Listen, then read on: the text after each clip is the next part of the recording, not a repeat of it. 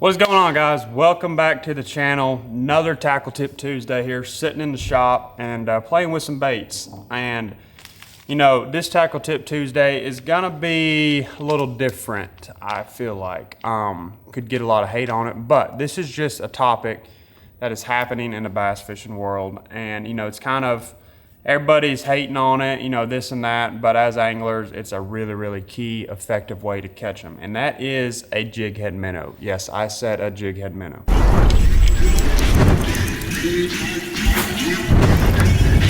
Big one.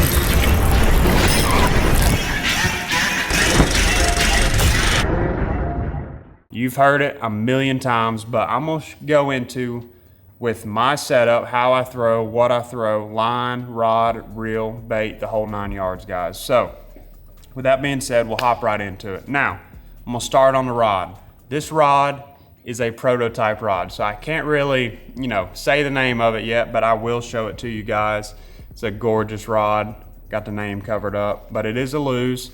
And guys, this thing is a killer jig head minnow setup, and here's why.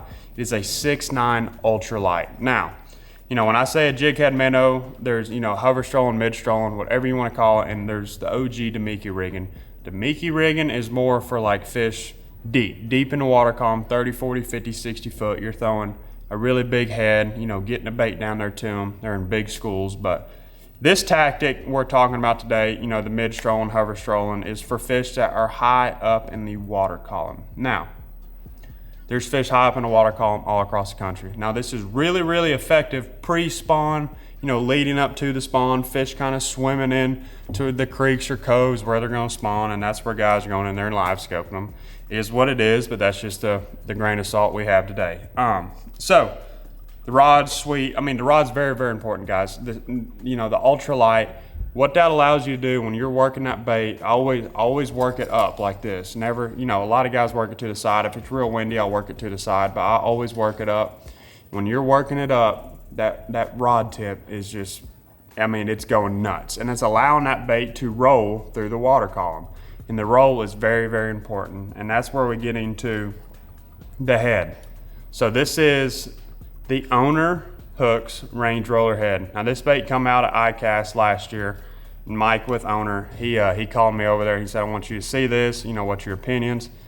It's a bad to the bone jig head, guys. Now, this thing already has a ton of roll by itself, the way it's made.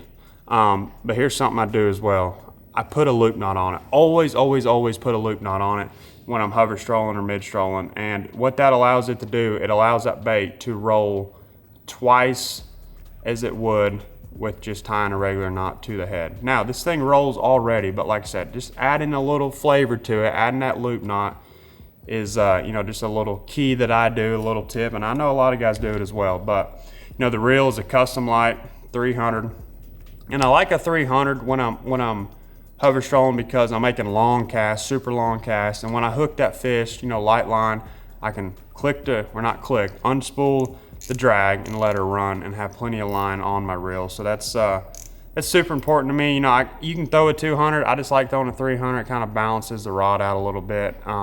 Yeah, so for the reel, I have 10-pound Contra yellow braid to an 8-pound Contra fluorocarbon leader. Now, you know, like I said in last week's video, last Tuesday with the drop shot, you know, I always throw 8-pound, whether it's jig head minnow, drop shot, wacky rigging, whatever it might be. That's just my line size. That's my preference. That's what I like. You know, yours might be different, but I feel like 8-pound is a really good size of line, good size of diameter, and they really can't see it that well. So that's a really important deal there. For the bait, you know, there's tons and tons of different jig heads along with minnows out there. I have them. I have Japanese. I have them all, guys. I've played with them, and I just keep going back to this bait. You know, this is the Z2. This is in gray glimmer. I keep going back to this bait, and here's why. One, it's affordable. Two, you know, these Japanese minnows, they're really good. Do not get me wrong, but they're so expensive, and you can catch about one fish on them, and they're really hard to find. If you know, everybody knows that, but with the Z2, you know, it's Elastec, it stretches. You get tons and tons of fish catches on one bait, and that's super important.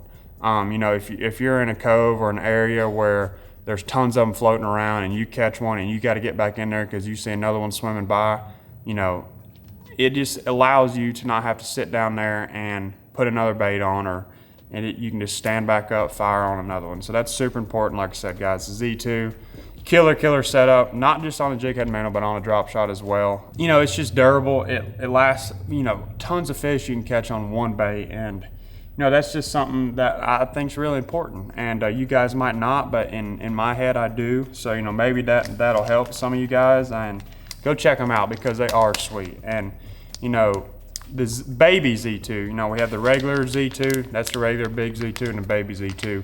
Now, the baby Z2 is more for, you know, I'll throw it hover trolling sometimes on like a super light head, and but you know, technically this is more like the Mickey deep style bait. And like I said, you know, the size of the head, I hadn't said it yet, but we're gonna dive into that. The size of the jig head is very important as well. You know, you have your rod, you have your line, you have your reel, all that's super important. You know, and the jig head is, like I said, just as important, if not the most important thing. Of course, like I said, the range roller head. Now, 1/8 ounce. If these fish are super high in the water column, you know, sometimes, guys, these fish will literally be 10 inches below the water column. And you cannot have a heavy head. You cannot throw a quarter on it. Everybody thinks the quarter's light, but it's really not in this scenario. When them fish are so high to the water column, and you throw, you know, a 1/4 ounce out there, and it's gonna fly right by them. They won't even see it. And a lot of times it'll spook them because of the splash. But, you know, going to an 1/8 ounce or, you know, even a 3/16, 3/32, super light. I don't ever really throw a quarter. You know, this is a 3/16. That's a pretty big one.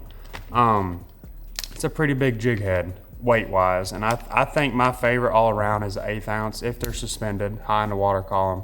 And, you know, a 3/64 I'll throw sometimes too. That's like a crappie jig, but you know, you just got to do it sometimes. And you know, like I said earlier, you know, this is kind of a gray area, I guess you could call it, but you know, it is what it is. I didn't know if I should make this video or not, but I am. So, you know, hopefully it helps some of you guys. You know, leave a comment. What's your jig head minnow setup? You know, what line are you throwing? And just tell me. And you know, because I'm curious to know. I'm always learning, and you know, that's the cool thing about this sport. You can learn something new every single day, new tactics, new baits, whatever it might be. So, with that being said, guys, I appreciate y'all watching. This is another Tackle Tip Tuesday here in the shop, and we'll catch you on the next one.